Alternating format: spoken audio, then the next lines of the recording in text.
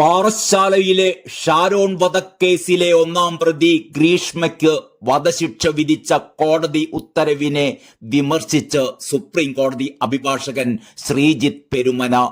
ഗ്രീഷ്മയെ തൂക്കിക്കൊല്ലാൻ കഴിയില്ലെന്നും അപൂർവങ്ങളിൽ അപൂർവമായ കേസല്ല ഇതെന്നും ശ്രീജിത്ത് പെരുമന അഭിപ്രായപ്പെടുന്നു. ശ്രീജിത്ത് പെരുമനയുടെ വാക്കുകൾ ഇങ്ങനെയാണ്: ഷാരോൺ കേസിലെ പ്രതിക്ക് വധശിക്ഷ വിധിച്ചെങ്കിലും ഗ്രീഷ്മയെ തൂക്കിക്കൊല്ലാൻ സാധിക്കില്ല. വിചാരണ കോടതി വിധി ആൾക്കൂട്ടത്തിന്റെ കയ്യടിക്കാണ്.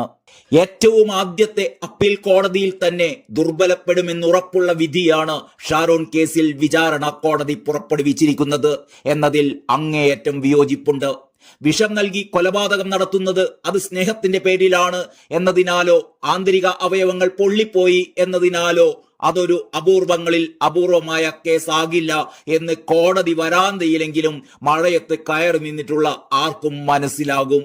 അക്ഷരാർത്ഥത്തിൽ ഈ വധശിക്ഷാവിധിയുടെ ഏറ്റവും ഗുണം ലഭിക്കാൻ പോകുന്നത് പ്രതി ഗ്രീഷ്മക്ക് തന്നെയാണ്. ഹൈക്കോടതി ആദ്യ പരിഗണനയിൽ തന്നെ ഈ വധശിക്ഷ സ്റ്റേ ചെയ്യും. പിന്നീട് ജീവപര്യന്തം എന്നതിലേക്ക് വന്നാലും സുപ്രീം കോടതിയിൽ അതിലേറെ ഈ വിധി ദുർബലപ്പെടും എന്നതിൽ ആർക്കും സംശയം വേണ്ട. കാരണം എല്ലാ സുപ്രീം കോടതി മാർഗനിർദ്ദേശങ്ങളെയും ഈ കേസിൽ വിചാരണ കോടതി കാറ്റിൽ പറത്തിയിരിക്കുകയാണ്. അതേസമയം ജീവപര്യന്തമായിരുന്നു നൽകിയിരുന്നത് എങ്കിൽ എല്ലാ മേൽക്കോടതികളും അത് ശരിവെക്കാനുള്ള സാധ്യതയുണ്ടായിരുന്നു. പൊതുബോധത്തെ തൃപ്തിപ്പെടുത്താൻ നടത്തുന്ന വധശിക്ഷ എന്ന സ്റ്റേറ്റ് സ്പോൺസേഡ് കൊലപാതകം നീതിയല്ല. ക്രൂരമായ കൊലപാതകം നടന്ന് പഴുതടച്ച അന്വേഷണം നടത്തി വിചാരണ പൂർത്തിയാക്കിയ പോലീസിനും പ്രോസിക്യൂഷനും അഭിനന്ദനങ്ങൾ അറിയിക്കുമ്പോഴും പറയാതെ വയ്യ, വധശിക്ഷ പ്രാകൃതമാണ്.